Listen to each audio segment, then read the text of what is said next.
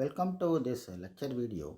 In this video, I am going to explain elastic properties of materials and bending of beams, which comes under module number 2 of engineering physics prescribed by VTU.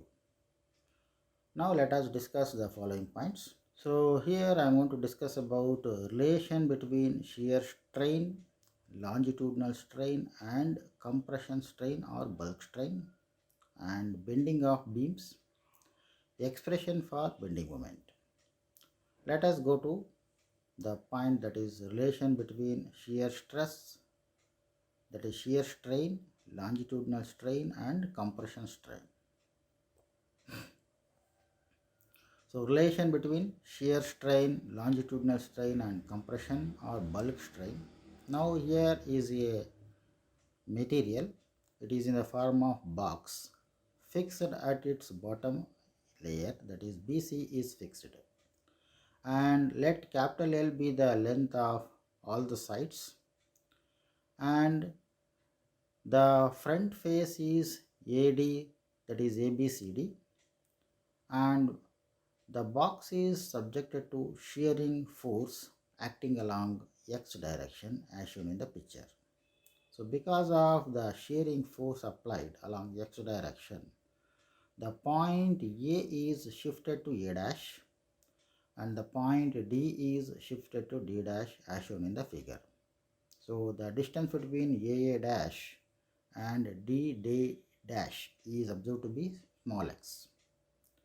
And here the box is tilted through an angle theta known as shearing angle, and here the angle, that is DCD dash, is observed to be theta. Similarly, the angle ABA dash is also be theta.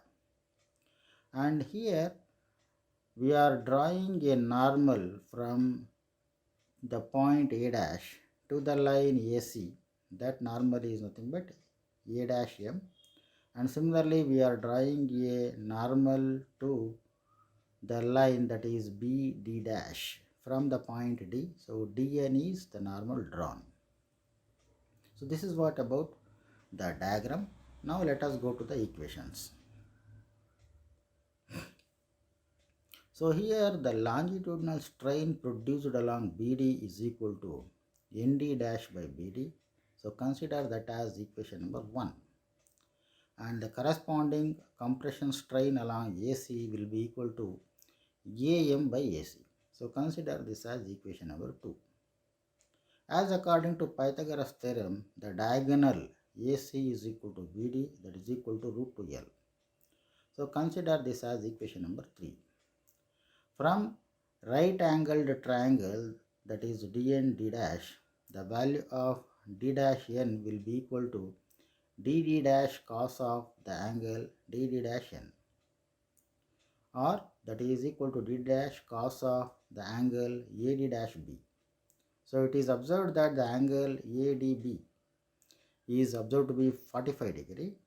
So from the isosceles triangle, that is the angle ADB is equal to 45 degree. Since theta is very small, the angle A dash B, which is equal to ADB, angle ADB, that is equal to 45 degree.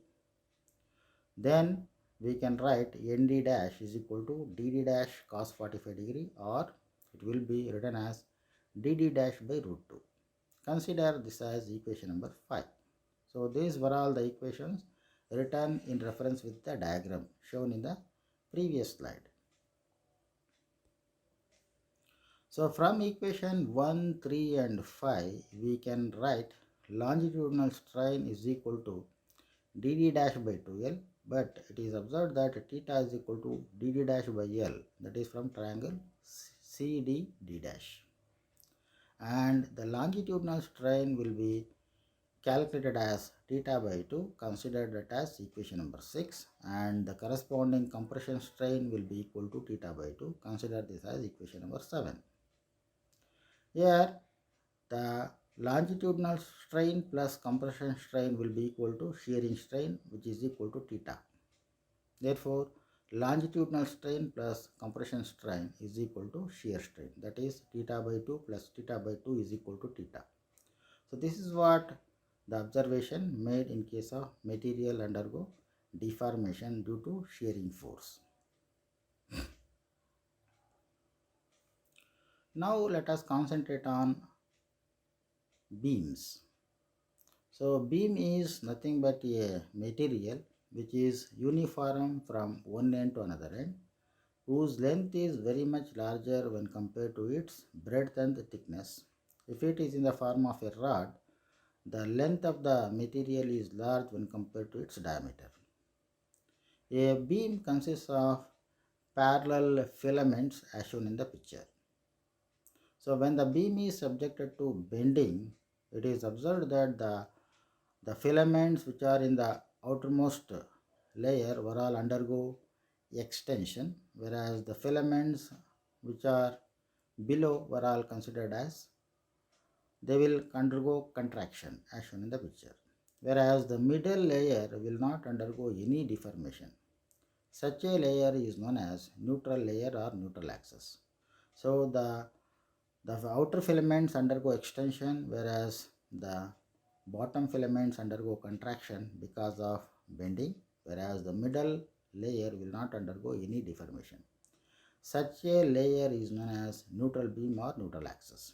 Therefore, a beam is nothing but a material homogeneous from one end to another end, and it is uniform from one end to another end, whose length is large when compared to its other dimensions.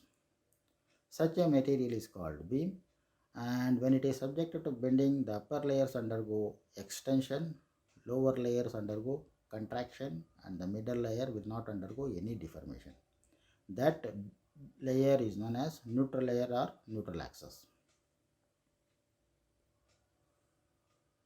So here is a definition for beam.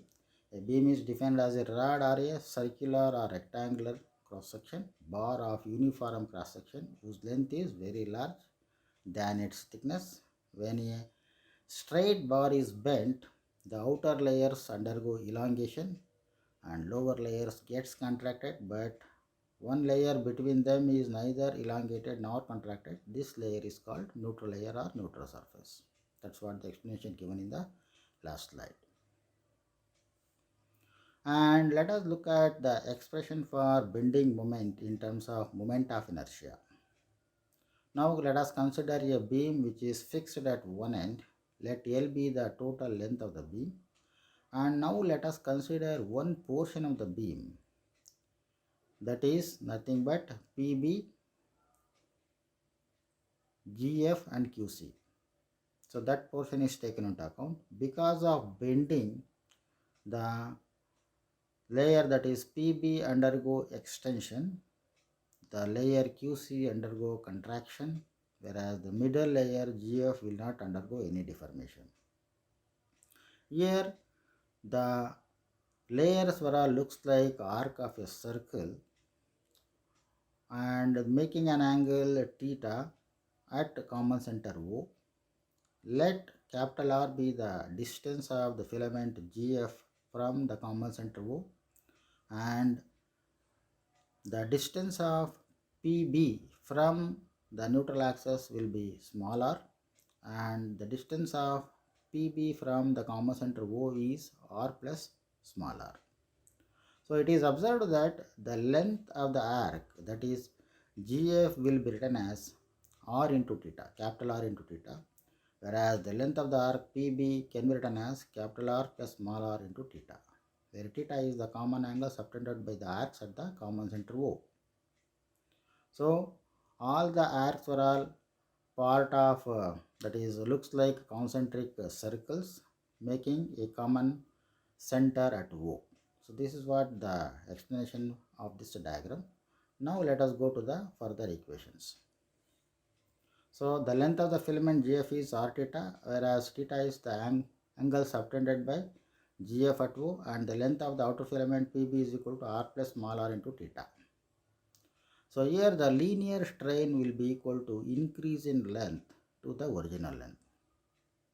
So increase in length of the filament can be written as capital R plus small r into theta minus R theta, and the initial length will be written as capital R theta. So here theta cancels, and on simplification the linear strain will be equal to small r by capital R. Further, the Young's modulus Y is equal to linear stress by linear strain, but linear stress is nothing but Young's modulus into linear strain, that is equal to Y into small r by capital R. Also, force will be equal to stress into area of cross section, so that will be written as Y into A by R into A, where A is area of cross section, and moment of this force will be equal to force into perpendicular distance. So force is nothing but Y into R by R into A, and perpendicular distance is small r. So on simplification, we will get moment of the force is equal to Y by R into AR square. Therefore, the total moment of the force acting on the upper and lower surface of the beam is equal to Y by R into summation of AR square. So this is what about bending moment of a beam. So bending moment of a beam is equal to Y by R into summation of AR square, but the summation of AR square is equal to Ig, known as geometric moment of inertia. Therefore, bending moment of the beam can be written as Y by R into Ig. So this is what about the expression for bending moment of a beam. Thank you.